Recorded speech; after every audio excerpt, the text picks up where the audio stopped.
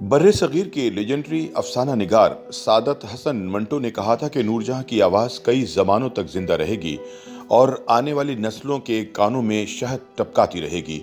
ताहम शहद जैसी मीठी आवाज़ रखने वाली मलिका तरन्नुम नूरजहां को आम तौर पर एक बदमिजाज खातून के तौर पर जाना जाता है, जिसकी बुनियादी वजह इनका गुस्सा था। लेकिन ये भी सच है कि इन्हें गुस्सा तब आता था जब उनके उसूलों के खिलाफ कोई बात होती थी, वगरना वो एक बहुत शफीक और नर्म मिजाज खातून थी। खुसूसन छोटे तबके के लोगों का वो बहुत ज़्यादा ख्याल रखती थी। आज हम आपको एक ऐसा वाक़या सुनाएंगे जिससे बखूबी अंदाज़ा हो जाएगा कि जब उसूलों की बात आए तो नूरजहां एक गवर्नर की बजाय एक बावर्ची को गाना सुनाने पर फौकियत देती थीं। इस वाक़े के रावी मशहूर सहाफ़ी और फिल्मसाज अली सुफियान आफाकी हैं। ये 1960 की दिहाई के अवाइल की बात है, जब ढाका से एक स्कूल की फंड रेजिंग प्रोग्राम के लिए मादाम नूरजहां को शिरकत की दावत मौसूल हुई। नूरजहां ऐसे प्रोग्रामों में शिरकत करने से गुरेज करती थीं, मगर ये मामला मशरक़ी पाकिस्तान का भी था और एक स्कूल के लिए फंड रेजिंग का भी। चुनाचे नूरजहां ने ये पेशकश कबूल कर ली। इनके साथ ढाका पहुंचने वालों में एजाज, नीलो, रतन कुमार और अली सुफियान आफाकी शामिल थे। होटल में रहलसल का सिलसिला जारी था। होटल का स्टाफ नूरजहां को अपने दरमियान पाकर खुशी से फूले ना समा रहा था। मैनेजर से लेकर वेटर्स तक सब फर्शे राह थे। तमाम बावर्ची भी अपना हुनर आजमा रहे थे। नूरजहां अच्छे खानों की शौकीन थी। इन्हें होटल का खाना बहुत पसंद आया और उन्होंने हेड बावर्ची को बुलाकर दादो तहसीन से नवाजा और नकद इनाम भी दिया। इसने मौका गनीमत जानकर और हाथ जोड़कर मैडम से कहा कि मुझे आपके गीत बहुत अच्छे लगते हैं। अल्लाह की मेहरबानी है कि आपको अपनी आंखों से देख रहा हूँ। आपका गाना सुनने की दिल में बड़ी आरजू है। नूरजहां ने कहा, तो फिर आप भी कल गाना सुनने के लिए वहां आ जाना। बावर्ची ने कहा, ऐसे कैसे हो सकता है मैडम जी, उधर तो बहुत ज्यादा पैसों का टिकट है। हम तो गरीब लोग हैं। मेरी घरवाली को भी बहुत शौक है आपका गाना सुनने का। मैडम का दरिया सखावत इस वक्त जोश में आया हुआ था। उन्होंने कहा, ठीक है बाबा, कल रात को खाने के बाद हम आप सबको गाना सुनाएंगे, आप सबकी बीवी बच्चों को भी, ठीक है ना? बाबा जी को अपने कानों पर यकीन नहीं आया। आप हम सबको उधर गाना सुनाएंगे मैडम जी? हाँ हाँ, ये वादा है आपसे। कल खाने के बाद आप सब लोग तैयार रहना। बिल्कुल ठीक है मैडम जी। हाल में मौजूद अमले के तमाम लोग जैसे ख्वाबों के जजीरे में पहुंच गए। शाम के वक्त नूरजहां का प्रोग्राम ढाका के एक बड़े सिनेमा घर में पेश किया गया। महंगे टिकटों के बावजूद लोग हाल के अंदर कचाकच भरे हुए थे। जिन्हें टिकट ना मिल सका वो सिनेमा घर के बाहर पार्क में इकट्ठे हो गए। मुंतजमीन ने इन शायकीन के लिए सिनेमा के बाहर लाउड स्पीकर नस्ब करवा दिए थे ताकि दूर दूर तक लोग मौसीकी और नगमात सुन सकें। ये प्रोग्राम रात 9:30 बजे के लगभग खत्म हुआ। प्रोग्राम के ऑर्गेनाइजर ए हमीद ने अली सुफियान आफाकी को बताया कि गवर्नर हाउस में आज कुछ गैर मुल्की मेहमानों के एजाज में इशाइया है। गवर्नर साहब की दरख्वास्त है कि मादाम नूरजहां इसमें जरूर शिरकत करें। आफाकी ने ए हमीद का ये पैगाम मैडम नूरजहां तक पहुंचाया। मैडम ने कहा, मैं वहां कैसे जा सकती हूँ? आपको याद नहीं कि मैंने आज होटल के स्टाफ वालों के साथ गाना सुनाने का वादा किया है? आफाकी ने मादाम का ये जवाब ए हमीद तक पहुंचा दिया। हमीद बोले, आफाकी, ये गवर्नर की दावत है, दूसरा वादा मनसूख किया जा सकता है।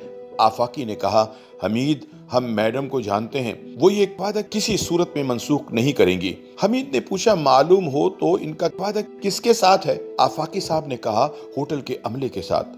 हमीद पहले हैरान होकर आफाकी का चेहरा देखने लगे, फिर हंस पड़े। यार कैसी बातें करते हो, वहां गैर मुल्की मेहमान आए हुए हैं, गवर्नर ने बजाते खुद दावत दी है और नूरजहां के इंतजार में अभी सब भूखे बैठे हैं। आफाकी साहब ने कहा, आप खुद ही मैडम से बात कर लीजिए। हमीद को अपनी कुव्वत गुफ्तार पर बहुत ज्यादा नाज था। फौरन मैडम के पास चले गए। नूरजहां ने इनकी सारी गुफ्तगू सुनने के बाद फरमाया, मगर भाई जान, मैंने होटल के अमले से वादा किया हुआ है, वो कल रात से इंतजार कर रहे हैं। हमीद ने कहा, मैडम, ये वादा आप कल भी पूरा कर सकती हैं। मादाम मुस्कुराई। हमीद भाई, ये आप इसलिए कह रहे हैं कि वो गरीब लोग हैं, इसलिए इनके साथ किए हुए वादे की कोई अहमियत नहीं। हमीद सिट पिटा गए। अरे नहीं, मेरा ये मतलब नहीं। मैडम ने जवाब दिया, इस बात की क्या जमानत है कि कल रात कोई और अहम आदमी मुझे दावत नहीं देगा? इसकी खातिर मुझे कल फिर अपना वादा तोड़ना पड़ेगा। मैं माफी चाहती हूँ। गवर्नर साहब से आप शुक्रिया के साथ मेरी जानिब से माजरत कर लीजिए। حمید کی سمجھ میں نہیں آیا کہ اس کے جواب میں کیا کہیں۔ انہوں نے فون پر گورنر صاحب سے رابطہ کر کے یہ پیغام پہنچا دیا۔ جواب میں گورنر صاحب کے ملٹری سیکرٹری نے کہا، گورنر صاحب بذات خود میڈم نور جہاں سے بات کرنا چاہتے ہیں، لیکن مادام نے ٹیلی فون پر یہی جواب گورنر صاحب کو بھی دے دیا۔ وہ بیچارہ ہکا بکا رہ گئے، مگر پھر انہوں نے اصرار نہیں کیا۔ ہوٹل پہنچ کر میڈم نے کھانا کھایا اور ہال میں پہنچ گئیں۔ اسٹیج پر قالین بچھے ہوئے تھے اور طبلہ، ہارمونیم وغیرہ رکھے تھے۔ سارے ہال میں اسٹیج کے رخ پر سینکڑوں کرسیاں بچھا دی گئی تھیں۔ مادام کو یہ سب کچھ بہت اچھا لگا، لیکن جب وہ اسٹیج تک پہنچی تو دیکھا کہ اچانک چاروں طرف سے خوش لباس لوگ ہال میں داخل ہونے لگے اور دیکھتے ہی دیکھتے ہال کی تمام کرسیاں پر ہو گئیں۔ بات یہ ہوئی کہ ہوٹل کی انتظامیہ نے اپنے خصوصی جاننے والوں کو اس پروگرام میں مدعو کر لیا۔ خوش پوش، خوش حال مرد قیمتی زر برق ساڑیوں، میک اپ اور قیمتی زیورات میں لدی پھندی بیگمات مسکراتی ہوئی میڈم کی طرف دیکھ رہی تھی اور خود ان کی زبانی ان کے سامنے بیٹھ کر ان کے نغمات سننے کی زندگی بھر کی حسرت پوری کرنے کی لیے پر امید تھیں۔ میڈم کے چہرے پر غصے کے آثار نمودار ہو گئے۔ انہوں نے پوچھا، یہ کون لوگ ہیں؟ مینیجر نے آگے بڑھ کر کہا، یہ شہر کے معزز اور ممتاز لوگوں کے اہل خانہ ہیں۔ یہاں انہیں کس لیے بلایا گیا ہے؟ میڈم نے ناراضگی سے پوچھا۔ جی وہ میں مینیجر گڑبڑا گیا۔ میڈم کا موڈ ایک دم بگڑ چکا تھا۔ آپ نے کس سے پوچھ کر انہیں یہاں بلایا؟ میں نے ہوٹل کے عملے کو گانا سنانے کے لیے وعدہ کیا تھا، وہ مجھے کہیں نظر نہیں آ رہے۔ مہربانی فرما کر آپ ان سے کہیں کہ یہاں سے چلے جائیں۔ جی۔ مینیجر کو اپنے کانوں پر یقین نہیں آیا۔ مگر میڈم، یہ میرے مہمان نہیں ہیں اور نہ ہی میں نے انہیں بلایا ہے۔ پھر وہ حیران و پریشان مہمانوں سے براہ راست مخاطب ہو کر بولی، دیکھیے مجھے افسوس ہے کہ آپ کو غلط بتایا گیا۔ آپ لوگ مہربانی فرما کر حال خالی کر دیں پلیز۔ چند لمحوں خاموشی رہی، پھر سب لوگ سمجھ گئے کہ میڈم نور جہاں جو کہہ رہی ہیں اسے منوا کر بھی رہیں گی۔ غصے اور شرمندگی سے ڈھاکہ کی ہائی سوسائٹی کے خاندانوں کے رنگ اڑ گئے، مگر میڈم کی بات مانے بغیر چارہ نہ تھا۔ ایک ایک کر کے تمام مہمان حال سے رخصت ہو گئے، تمام کرسیاں خالی ہو گئیں تو میڈم نے بلند آواز سے پوچھا، اسٹاف کے لوگ کہاں ہیں؟ برآمدوں اور راہداریوں میں ٹھٹکے ہوئے عملے کے لوگ سامنے آ گئے۔ ان میں باورچی، بیرے، صفائی کرنے والے، چوکیدار، سیکیورٹی والے، ٹیلی فون آپریٹر سبھی شامل تھے۔ آپ لوگ تشریف رکھیے اور اپنے گھر والوں کو بھی بلا لیجیے۔ میڈم کو پہلے ہی پتا تھا کہ ہوٹل کے اسٹاف کے گھر والے بھی اسی احاطے میں واقع کوارٹروں میں رہتے ہیں۔ کچھ دیر میں ہال کی تمام کرسیاں بھر گئیں۔ ہال کی بیرونی بڑی کھڑکیاں کھول دی گئیں۔ جن عورتوں اور بچوں کو کرسیوں پر جگہ نہ مل سکی وہ کھڑکیوں میں کھڑے ہو گئے۔ ہر ایک کا چہرہ خوشی اور فخر سے دمک رہا تھا۔ زرق برق لباسوں کی جگہ پرانے اور سادہ لباسوں نے لے لی تھی، مگر ہال کی رونق اور روشنی میں کئی گنا اضافہ ہو گیا تھا۔ میڈم نے سٹیج پر جگہ سنبھالی، سازندوں نے اپنے اپنے ساز تھمالے۔ بنگال کے سب سے بڑے موسیقار سنبل داس نے ہارمونیم کے سر چھیڑے اور آفاقی سے کہا، مسٹر آفاقی، ایسی عورت دنیا میں کوئی اور نہیں ہوگی، مجھے پورا یقین ہے، شی از ریئلی گریٹ۔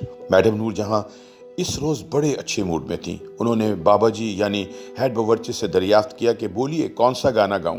بابا جی نے فوراً انمول گھڑی کے گانے کی فرمائش کر دی اور میڈم نغمہ سرا ہو گئیں، آواز دے کہاں ہے، دنیا میری جواں ہے۔ سننے والوں پر سحر طاری ہو گیا۔ گانا ختم ہو گیا۔ چند لمحے بالکل خاموشی طاری رہی۔ آواز کا جادو کم ہوا تو دوسرے نغمے کا آغاز ہو گیا۔ میڈم ہر ایک سے فرمائش دریافت کر رہی تھی اور نئے پرانے سبھی گانے سنا رہی تھی۔ وقت کے گزرنے کا احساس میڈم کو تھا اور نہ ہی سننے والوں کو۔ ہوٹل کا عملہ تھوڑی دیر بعد گرم چائے اور کافی سرو کر رہا تھا، مگر چائے یا کافی پینے کا ہوش کس کو تھا؟ نور جہاں تمام نغمے اس وارفتگی کے ساتھ سنا رہی تھیں کہ یہ فیصلہ کرنا مشکل تھا کہ سال ہا سال پہلے یہ نغمے جب پہلی بار گائے گئے ہوں گے اس وقت انہوں نے اچھا گایا تھا یا اس وقت بہتر گا رہی ہیں۔ نغمات کا ایک نہ ختم ہونے والا سلسلہ مسلسل جاری تھا۔ اس دوران میڈم ہنسی مذاق اور فقرے بازی بھی کرتی جا رہی تھیں۔ میڈم نے بابا جی سے پوچھا، بابا اب بتاؤ کون سا گانا سناؤں؟ میرا کون سا گانا آپ کو سب سے زیادہ اچھا لگتا ہے؟ بابا جی تو اس روز 7ویں آسمان پر تھے۔ انہیں اور ان کے ساتھیوں کو اس روز مادام نور جہاں نے جو شرف بخشا تھا وہ غالباً سربراہان مملکت کے حصے میں بھی نہ آیا ہو۔ बाबा जी बोले, मैडम जी, हमको तो आपका सारा गाना अच्छा लगता है, फिर भी कोई तो गाना होगा जो सबसे अच्छा लगता हो बाबा जी।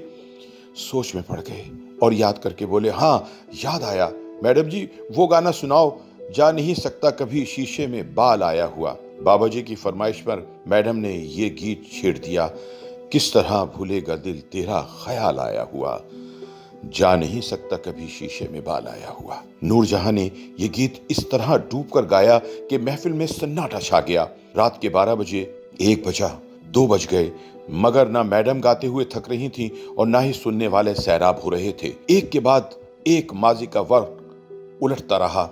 हैरत की बात यह है कि मैडम को अपने बेशुमार गाने हर तफसील के साथ लफ्ज ब लफ्ज याद थे। तर्ज और लय में भी जरा सी तब्दीली ना आई।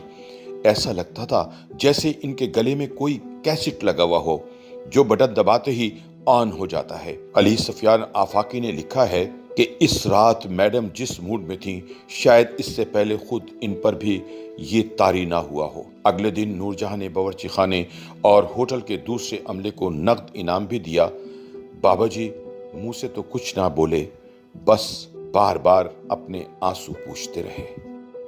YouTube पर गूगली एंटरटेनमेंट देखने के लिए youtube.com की सर्च बार में गूगली एंटरटेनमेंट टाइप करें। गूगली एंटरटेनमेंट के पेज पर सुर्ख रंग के सब्सक्रिप्शन वाले बटन पर क्लिक करना ना भूलिए। YouTube पेज पर अपलोड होने वाली वीडियो से बाखबर रहने के लिए बेल आइकॉन पर क्लिक कीजिए।